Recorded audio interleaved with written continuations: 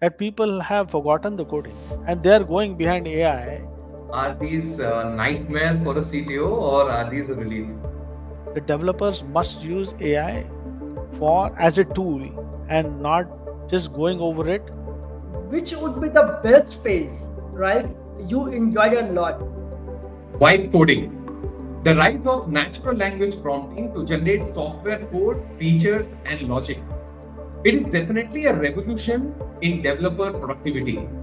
But is it a nightmare from a chief technical officer's perspective, especially with respect to compliances and code quality?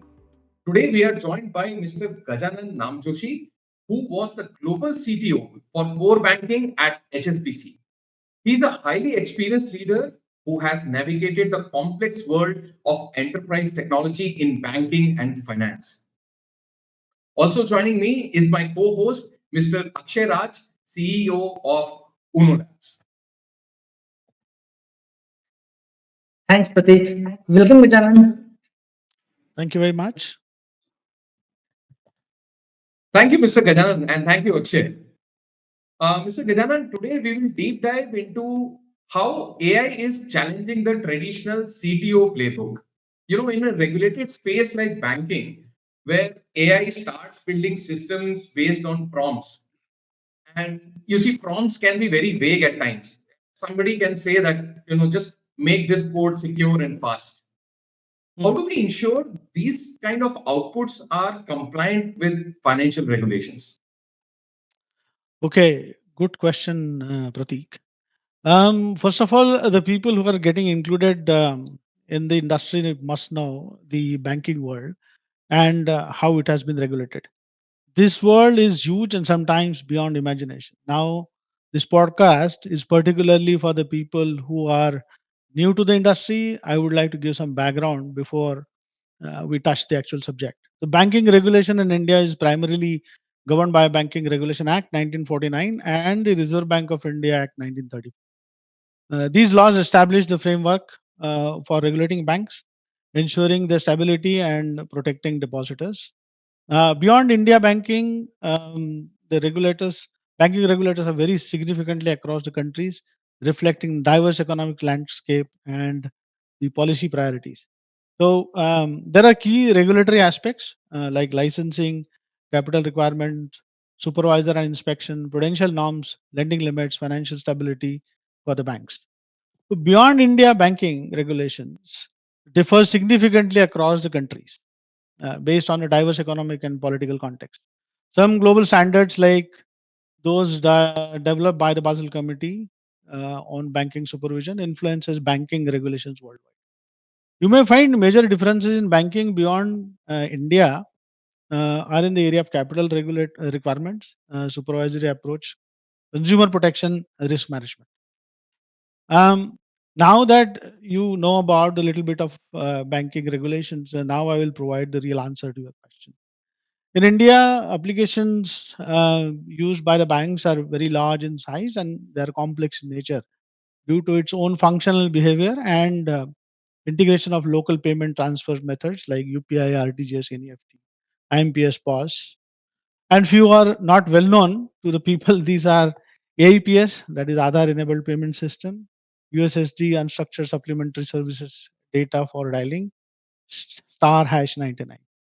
Um, Secondly, these applications are also follow a lot of regulations defined by RBI on the regular basis and other regulating bodies like SEBI, FERA, FEMA, as well as international regulatory acts like FATCA and Basel and many more. So let's assume that AI provided code when developer have prompted rightly for writing a particular function for the line of business. As per my experience, AI will provide the code in seconds, where the developer may have taken few days to write. Once the code has been built, we need to ensure a few basics, and these basics are can be at any level. So, has the AI use the current coding standards which we have used for the existing application? Has AI used all the regulations which are required by the banking? Is processing logic as per the business requirement? Has AI used standard secure coding practices, as AI used all the required security policies. However, AI may or may not know to cover all the required banking regulations or policies which need to be covered in the code. It also possible that the code may deviate from the processing logic, the coding standards, which you have used for building different programs for a single model. So it is very much necessary that the people who are using the AI should follow certain guidelines which are possibly are required for the banking industry. Did I answer your question? Yes, yes. But I have a follow-up question, Mr. Gajanan. Sure, sure. See, there are definitely standards, but when somebody is vibe coding, they're using prompts. And as I said, prompts can be vague. There are no industry standards to what kind of prompts should be there, right? There may be playbooks that Mhm. depends on company to company, but Yeah. since the entire vibe coding method and the entire prompt engineering is new to the industry, right? How do you ensure that the code that is generated is correct as per compliance? Now, if you really want to, what's vibe coding? Let's understand that first. Vibe coding is nothing but generating a code based on the natural language prompts. Developer provides instruction based on the high level language to AI without writing or testing a code intermittently, aligned with the desired function which produces the code, which produces the output. Then user reviews the code and refine the AI output to make sure it provides the desired output, often iterating the instructions through the conversational interactions. Since the code is written in a very short span, it does increase as the speed of coding because it will reduce the time of coding basically. However, if it is not reviewed carefully and tested thoroughly in all respect, it could lead to incidents impacting our customers financially, and it will surely damage your reputation. In summary, vibe coding can get you to the market faster and ahead to the competitors, but on the contrary, if you use vibe coding without strong technical leadership and plan to refactor, it risks accumulating debt that will surely slow down the innovation, shall increase the cost, and the risk will be high towards the cyber and the regulatory compliance area. I would recommend, if you are leading a team who is using AI for development, apply the balance strategy. Use AI during prototyping stage and during R&D stage. If you are using AI to upgrade the existing system, then you should have clear path to refactor. Introduce tech debt tracking as per the regulatory springs. This will help you to pay down liabilities over the time. Yeah. Thanks, Gajanan. Gajanan, well said, and thanks a lot for putting your voice towards the vibe coding and make people understand what it is exactly. Now, I just want to ask you, can you just brief us about about the future where junior analysts or PMs, right, can deploy feature via prompt based vibe coding? Mhm. And what, as a CTO, right, where you were the global CTO of HSBC Bank, so what scares you most about that? Okay, this is again a good question, and I will definitely answer.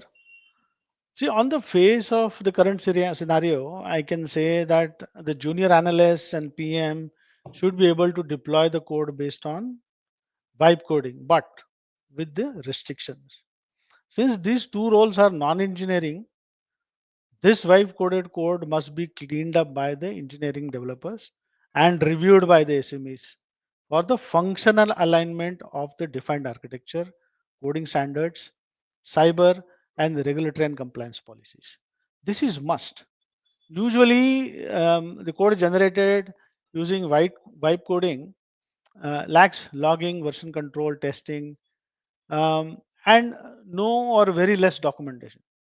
Where what scares me is the impact on the customers and their financial losses data leakages, and cyber risks brings the huge damage to the reputation.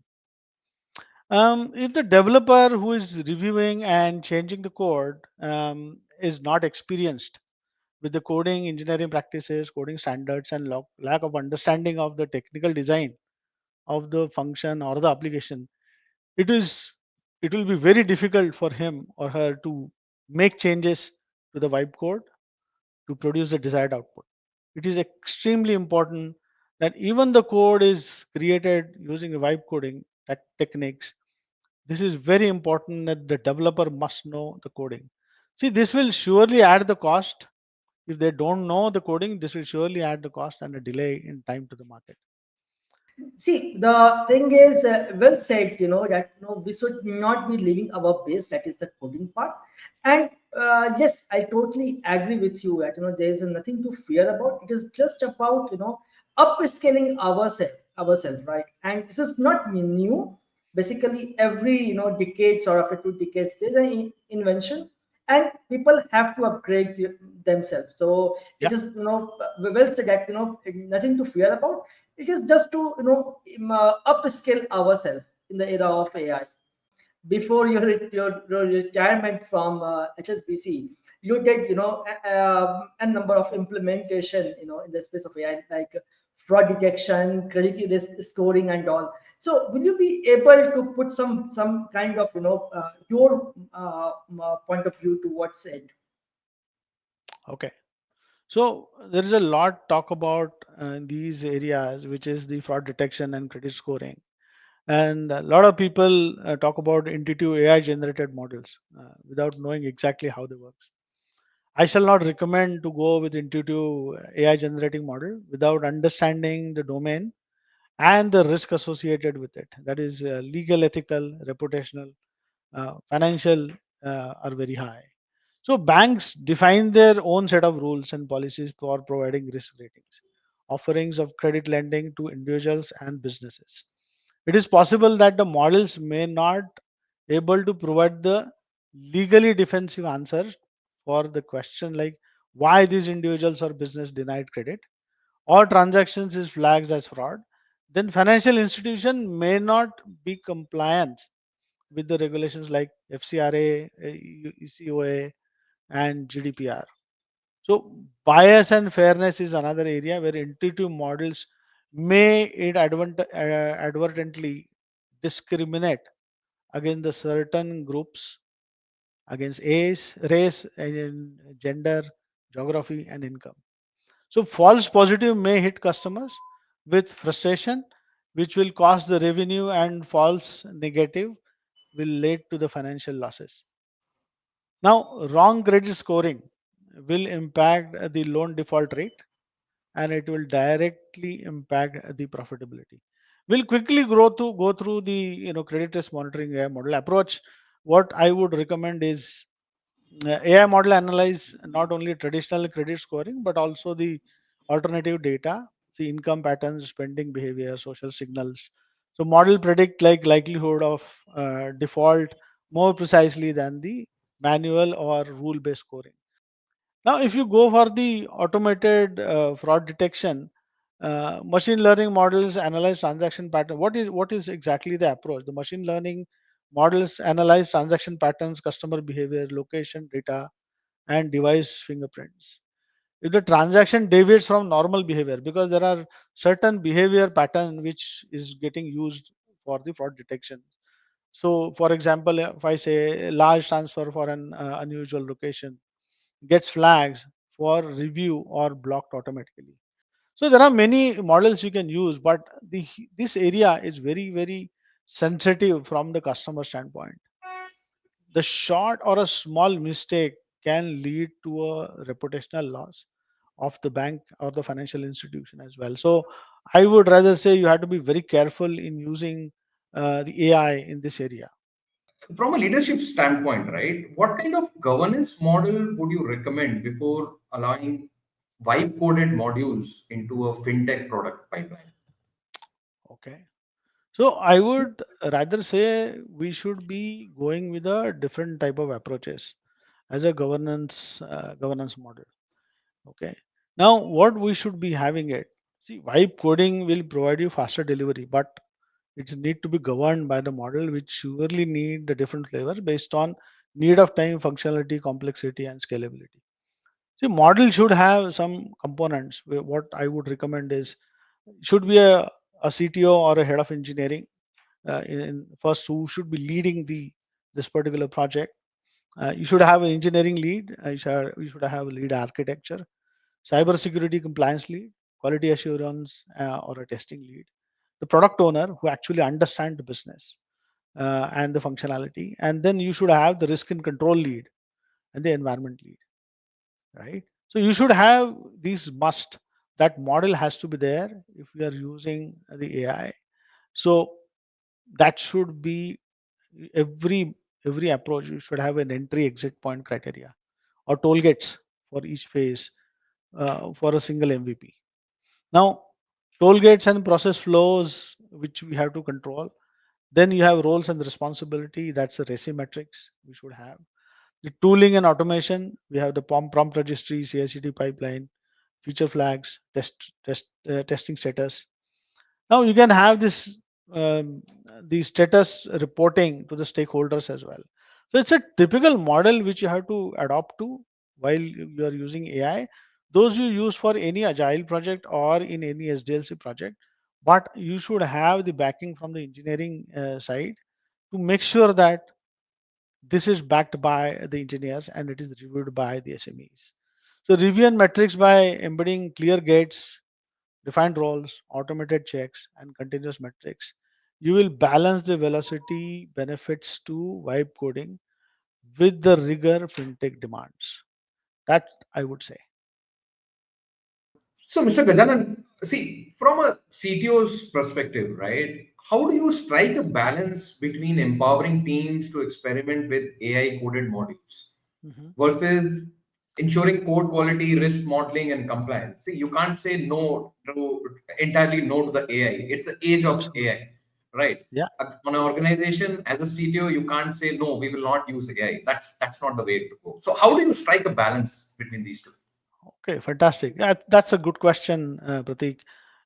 See, what we need to do is again, it's an AI world, and there's a lot going on the AI space. I would rather say we are not even matured enough for right now to go directly from for the AI. But if you can put that into two tracks, one is a POC track, another one is a production track. Now, on what you do in the POC track, you can do vibe coding, you can do rapid prototyping, spike work. You can allow liberal use of AI prompts and vibe coding. If the POC is successful, migrate it slowly to the production. So a lot of time what happens is the many of the use cases they die during POC itself, which is very difficult to understand that why they do die during POC. But if you get success, you can transfer that POC towards the production. Now on the production track, you can say you control vibe coding practices and governance, as we discussed earlier, that you have to have a proper structure of technology people around it. We should have the fully tested or auditable modules, compliant and risk code available for the deployment. Full test suite, code review, cybersecurity scan, risk model sign up, compliance checks. So these are very important factors when you are going towards the productionization of the any of the use case after your POC. You should embed controls. Now, what controls you have? You have to understand the coding standards, security policies. You can put CI/CD pipeline for fail test mechanism. You provide vetted prompts patterns and include formatting, logging, basic error handling, and inline comments, which will improve the code from the code quality perspective. Integrate risk modeling tool and component to help surface any of the major risks you have in the code. Now, hardening process. What do you know about hardening process? Is the owning the code passed on to the quality team. Ownership of the code, because that space is an engineering space. The code should be owned by the engineers, though it is tested by the testers. Then user integration testing, performance testing, cybersecurity, penetration test, compliance sign off are the toll gates. Maintain the end-to-end documentation for our audit perspective to fill the gap all the area in all the areas. Now, what you need to also do is to share the responsibility by the entire team. That is extremely important because the vibe coding responsibility lies not only with the people who have done the prompts, but with the entire engineering team and a testing team as well. Because sometimes what happens if there is an incident, there is a pointing finger happens, though it is not engineering space area, this is a testing. That should not be the case. Now you can rotate the responsibility of the risk champion also in the team. Okay, that also is possible because that then gives you a better stability of the code. Educate team through workshops and training on the best practices for prompt engineering, secure coding, and new compliance requirements. The lastly, measure and literate. Number of prototypes created, identified per month, productionized incidents against the UAT defects, compliance audit of the code release, risk coverage and risk appetite or known defects in the production. Quarterly governance review would help strengthen the governance process. So entire framework, if you can put it in a proper shape, it is it is going to give you the less risk while you are deploying the code into the production. Hmm, hmm. But I have one follow-up question on this, Mr. Sure. Gajanan. So, see, in banking and finance, I have worked in banking, fintech, core banking. I mean, almost 90% of my career, right? This POC cycle is always very long in banking and finance, and which is also good because it needs more audit, more strict, contingencies and compliances, right? So already in banking and finance, this cycle, the POC cycle is very long. With the introduction of this AI vibe coding agents, right, in this age of AI, do you see this POC cycles becoming more longer or becoming shortened? Okay, good question. And this is a very much going on in the industry right now. Yes, I can see the POC cycles are getting longer. The prominently what you need to have is a proper data for any of the AI based projects. You have to have the data which is kind of mapped properly for the requirements. Now, if you look at the data which we have collected so far in the organization or any of the application, it is huge and it differs its quality. It differs into the quality of the data. So it is very difficult to put the prompts and get you the right picture of a data, and the resultant of the data after you deploy or after you ask the question or go on to the any model. So it will become, more and more difficult for us to really get the real results unless you have the proper data to be deployed and the model to be deployed on that onto the data. Once you do that, if you have right data, I think it'll give you a right output. It's a garbage in, garbage out. To be very Hmm. prominently, if I can give you the very right answer to it, it's a garbage in and garbage out. Finally, it's a artificial intelligence. It's artificial. It is not real. So what you are using is a data what you have. You are trying to come out with the results based on the data you have. Yeah, So, so let me ask you the crux of this sure. discussion, right? As a CTO, as a CTO, is AI vibe coding and all these fancy terms, are these nightmare for a CTO or are these a relief? See, I can tell you, it is a kind of a relief if you use it smartly. If you're going 100% over it, it is going to cost you a time and a quality and the reputational loss also to some extent. If you use it smartly, I think it will help you big time. My recommendation would be The developers must use AI for as a tool and not just going over it and remove the coding practices from their skill set. A lot of time what I have seen very recently, that people have forgotten the coding and they are going behind AI, copying the code from giving the prompts and using that code. But if I delete few lines from the code, they don't know whether how the code will function. What is the use?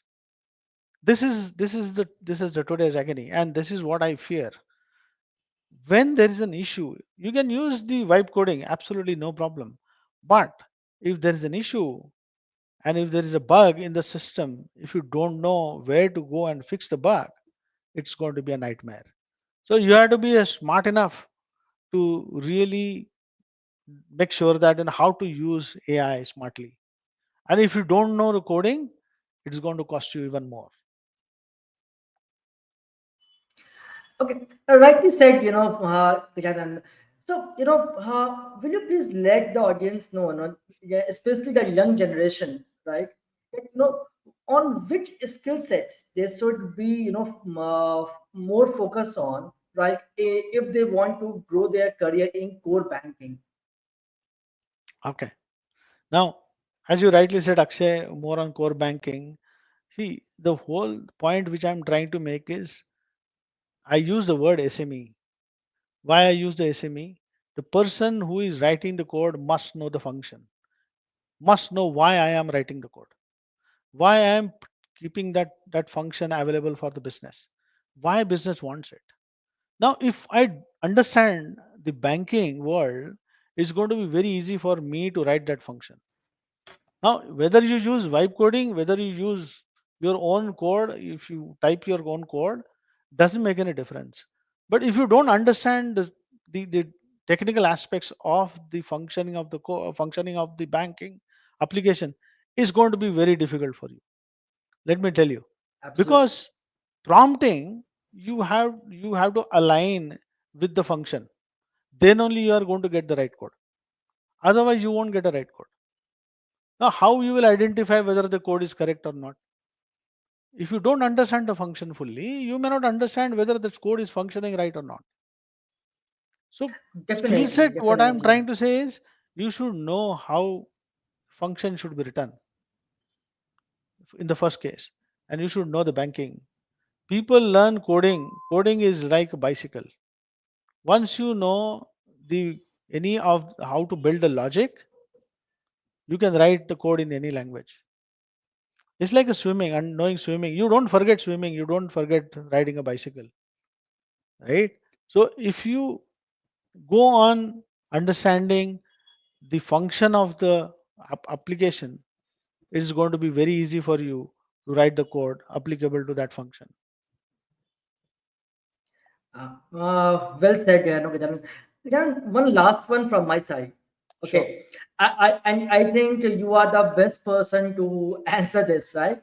Because I think you are fortunate as well, right? Because you have seen this world, emerging from manual, completely manual, to right now we are moving towards the complete automation, right?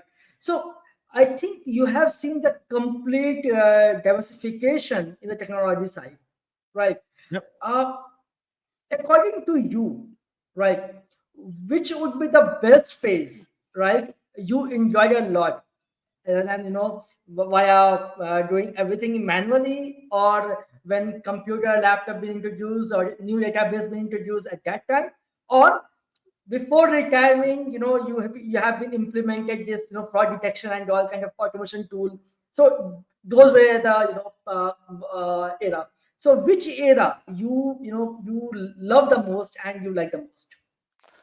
Okay. Good question, Akshay. In fact, I have no such I can say admission for liking a particular phase of my life, or while I'm writing going into this industry. However, I have always enjoyed the writing the code, to be very honest with you. And I'm not a big fan of the automation, to be very honest with you, because automation is good, but the amount of changes the industry is having today from the banking perspective or any of these, areas of functioning, huge. So you keep on changing this. How many times you are going to automate the same function? It's going to be difficult, right? The second thing is you increase your knowledge if you do the manual testing. You know how the data is flowing from one area to another area. You know how to read the code, which is the worst code. Sometimes people are not very good programmers.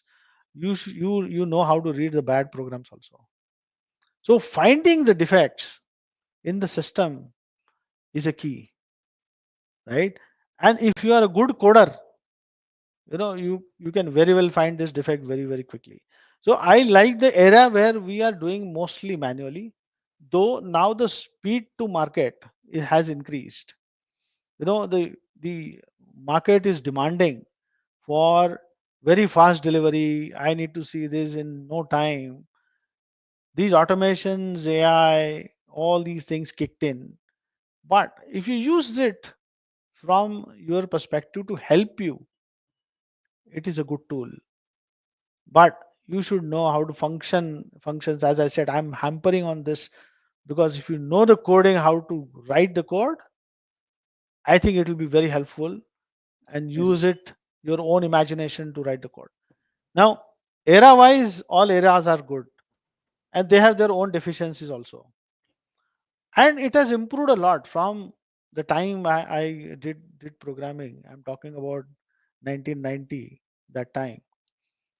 Now it has improved a lot, though it is on the click of a button. But is it usable on the day one? The answer is no. If you write a code, it is usable on the day you finish the coding. That is how I compare between these two. Thanks. And Thank you, Mr. Gajanan. Today's interaction was great. I think it was one of the very insightful sessions that we had. You told us that AI is definitely here to stay in banking and finance industry. Right, time to market of a product has reduced.